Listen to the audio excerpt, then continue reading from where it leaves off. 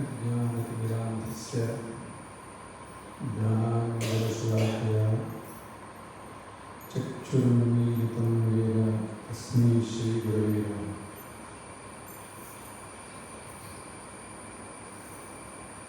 श्रीमद् जगद्गुरु शंकराचार्य श्री राघवेश्वर ಭಾರತೀನಾಥ ಸ್ವಾಮಿಗಳ ಪಾದಾರವಿಂದಗಳನ್ನು ಸ್ಮರಿಸ್ತಾ ಎಲ್ಲರಿಗೂ ಯೋಗ ದಿನದ ಶುಭಾಶಯಗಳು.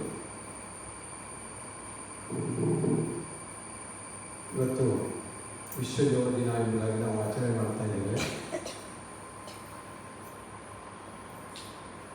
ಅಂದರೆ ಭಾರತ ವಿಶ್ವಕ್ಕೆ ಯೋಗವನ್ನು ಕೊಟ್ಟಿದೆ ಎಂಬುದನ್ನು ನೆನಪು ಮಾಡಿಕೊಳ್ಳುವಂತಹ ಒಂದು ದಿನ. ಯೋಗ ನಮ್ಮ ದೇಶದಲ್ಲಿ ಯಾವಾಗಲಿಂದಲೂ ಇರುವಂಥದ್ದು. ಯಾವಾಗಲಿಂದ ಇದೆ ಅಂತ ಕೇಳಿದ್ರೆ,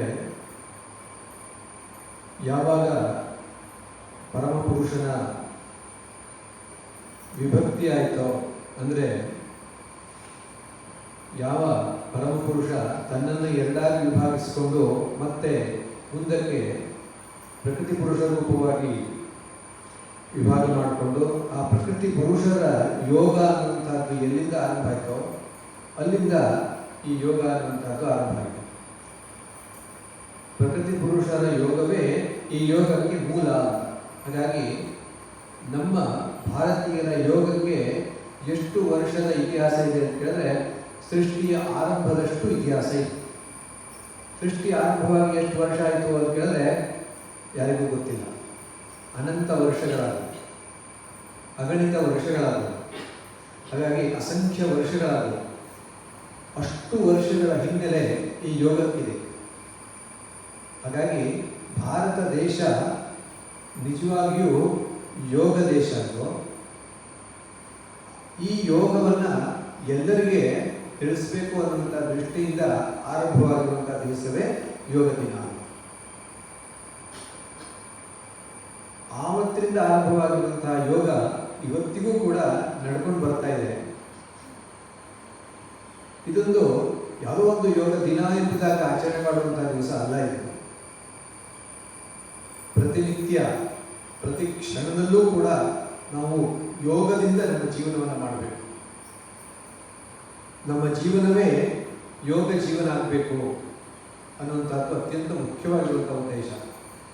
ನಮ್ಮ ಭಾರತೀಯರ ಯೋಗಶಾಸ್ತ್ರದ ಉದ್ದೇಶ ಏನು ಅಂತ ಹೇಳಿದ್ರೆ, ನಮ್ಮ ಜೀವನವೇ ಯೋಗಮಯವಾಗಬೇಕು. ನಾವು ಬೆಳಗ್ಗೆ ಏಳುವುದರಿಂದ ಹಿಡಿದು ಮಲಗುವ ತನಕ ಯಾವೆಲ್ಲ ಕ್ಷಣಗಳಿವೆಯೋ ಆ ಎಲ್ಲ ಕ್ಷಣಗಳು ಕೂಡ ಯೋಗಮಯವಾಗಬೇಕು ಅನ್ನೋದು ತಾತ್ಪರ್ಯ. ನಾವು ಬೆಳಗ್ಗೆ ಹೇಳ್ತೇವೆ, ಬೆಳಗ್ಗೆ ಹೇಳಬೇಕಾದ್ರೆ ಬಲಮಂಗಲಲ್ಲಿ ಹೇಳ್ತೇವೆ. ಅದೊಂದು ಯೋಗದ ಕ್ಷಣ, ಅದೊಂದು ಯೋಗದ ಪ್ರಕ್ರಿಯೆ ಅಲ್ವಾ? ಯಾಕೆ ಬೆಳಗ್ಗೆ ಬಲಮಂಗಲಲ್ಲಿ ಹೇಳಬೇಕು ಅನ್ನುವಂಥದ್ದು ಒಂದು ವಿಷಯ ಇದೆ ನೋಡಿ. ಇದೊಂದು ಯೋಗ ಪ್ರಕ್ರಿಯೆ. ಬಲಮಂಗಲಲ್ಲಿ ಎದ್ದಾಗ ಯಾವ ಕಡೆಗೆ ನಮ್ಮ ಮೈ ಇರುತ್ತೋ ಅದರ ವಿರುದ್ಧ ದಿಕ್ಕಿನಲ್ಲಿ ಉಸಿರಾಟ ಆಗುತ್ತೆ. ಹಾಗಾಗಿ ಬಲಮಂಗಲಲ್ಲಿ ಎದ್ದರೆ ಎಡ ಹೊಳ್ಳೆಯಲ್ಲಿ ಉಸಿರಾಟ ಶುರುವಾಗುತ್ತೆ. ನಮ್ಮ ನಿತ್ಯದ ಉಸಿರಾಟ ಆರಂಭ ಎಡ ಹೊಳ್ಳೆಯಲ್ಲಿ ಆರಂಭ ಆಗಬೇಕು ಅನ್ನೋದು ಯೋಗಶಾಸ್ತ್ರದ ಹಿನ್ನೆಲೆ. ಯಾಕೆ ಅದು